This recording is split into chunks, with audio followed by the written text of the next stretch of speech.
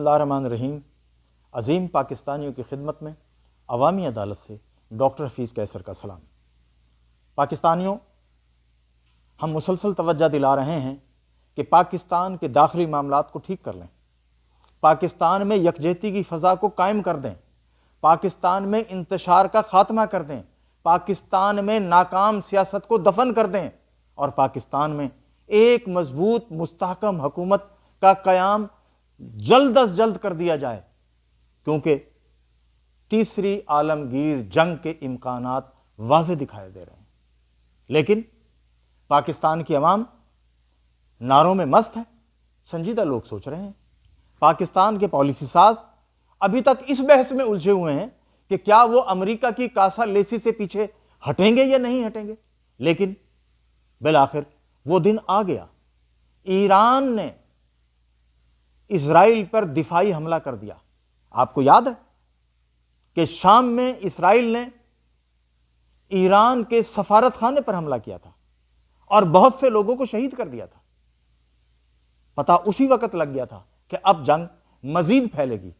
اس جنگ کو پھیلنے سے کوئی اس لیے نہیں روک سکتا کیونکہ صہیونی طاقت امریکہ، اسرائیل مسلسل جنگ کو بڑھانے میں لگے ہوئے ہیں۔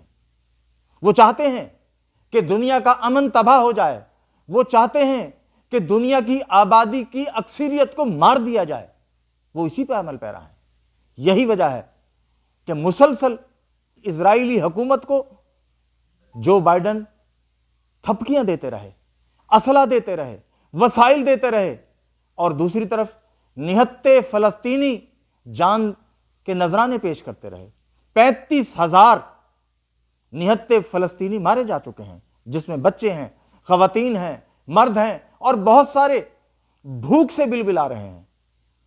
ان کے ارد گرد جتنے ممالک ہیں عرب، ان میں اتنی جرأت نہیں ہے کہ وہ بغاوت کر کے اسرائیل سے اپنے مسلمان بھائیوں کی مدد کر سکیں، انہیں خوراک پہنچا سکیں، انہیں پانی پہنچا سکیں۔ کوئی نہیں پہنچا رہا، سب کو اپنی اپنی پڑی ہے۔ لیکن جب آگ جلتی ہے، جب جنگ ہوتی ہے، تو اس کی کوئی حد نہیں ہوتی، وہ پھیلتی ہے اور مسلسل پھیلتی جاتی ہے۔ اس وقت جو کچھ عرب ریاستوں نے کردار ادا کیا ہے، اس کا خمیازہ اب عرب ریاستیں بھگتیں گی۔ اس لیے بہتر ہے کہ ابھی وقت ہے وہ رجوع کر لیں اور اسرائیل کے خلاف کردار ادا کرنے پہ تیار ہو جائیں۔ ادروائز کردار تو ادا ہوگا، کیونکہ صدر پیوٹن نے واضح طور پہ کہا ہے کہ تیسری عالمگیر جنگ کے لیے ہم تیار ہیں اور ہمارے اتحادی دوست بھی تیار ہیں۔ تو ایسے میں سوچنا یہ ہے کہ عرب کہاں کھڑے ہوں گے۔ اس سے اہم زیادہ بات یہ ہے کہ پاکستان کہاں کھڑا ہوگا۔ کیا پاکستان کی کمزور لولی لنگڑی حکومت ان مشکل حالات کا مقابلہ کر سکتی ہے؟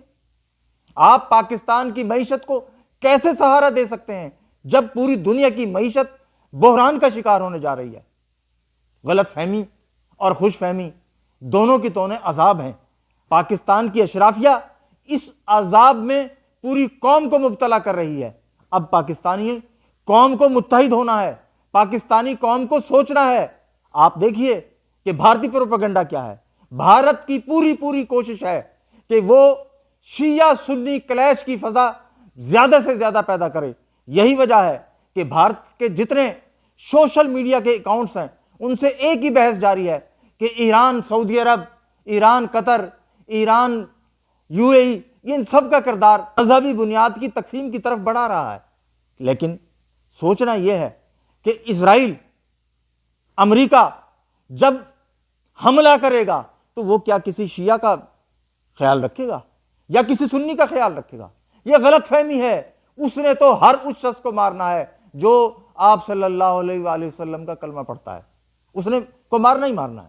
تو جب اس نے بغیر کسی امتیاز کے سب کو مارنا ہے تو پھر سب کو متحد ہونا ہوگا۔ ہم جانتے ہیں کہ 57 میں سے 56 ممالک کے حکمران خوف کی کیفیت میں ہیں کہ کہیں امریکہ ناراض نہ ہو جائے۔ اس میں پاکستان بھی شامل ہے، اس میں ترکیہ بھی شامل ہے، اس میں بہت سارے اہم ممالک شامل ہیں۔ لیکن ایمان کی جنگ کس نے جیتنی ہے؟ یہ قرآن کا فیصلہ ہے کہ ایمان کی جنگ مسلمانوں نے جیتنی ہے، اور مسلمان حکمران باہر نکلے نہ نکلیں، مسلمان عوام باہر نکلے گی اور وہ اس فیصلہ کن جنگ کا حصہ بنے گی۔ جہاں جہاں کے حکمران غلامی کے پٹے کو گلے سے نہیں اتاریں گے، وہاں عوام انہیں اتار دے گی۔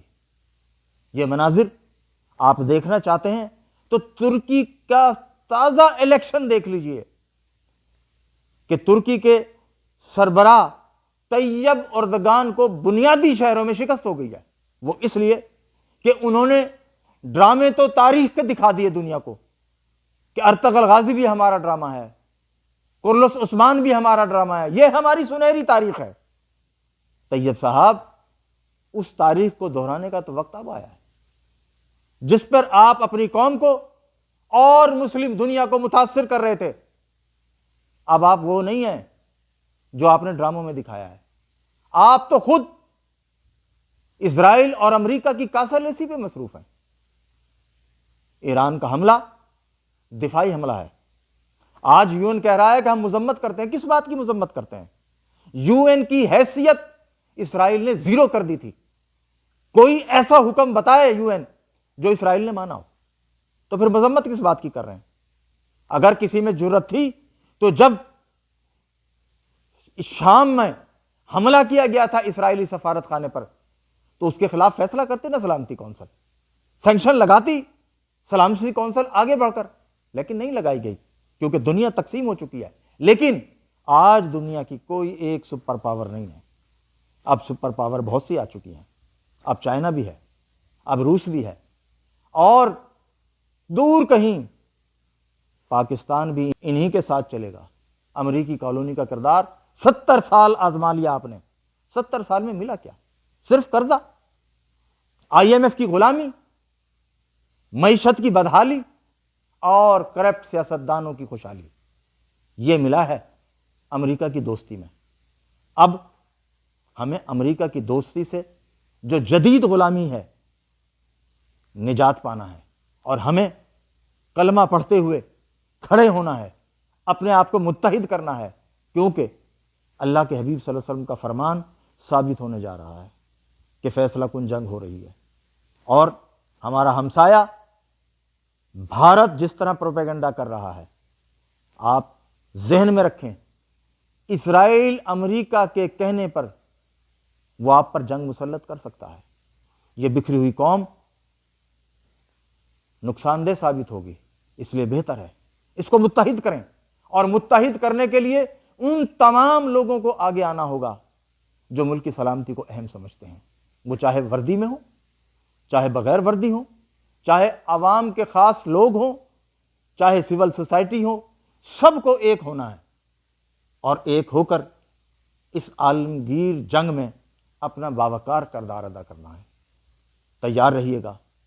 اب سیاسی اختلافات کا وقت نہیں ہے، سیاسی بحث کا وقت نہیں ہے، اب اتحاد کا وقت ہے، اب جرت ایمانی کا وقت ہے۔ ہمیں اس جرت ایمانی کا مقابلہ کرنا ہے۔ آپ بے فکر رہیں، جو لوگ اس ملک سے لوٹ کر دولت باہر لے گئے تھے ان کی دولت اب ان کے ہاتھ میں نہیں رہے گی۔ آپ سب کا شکریہ۔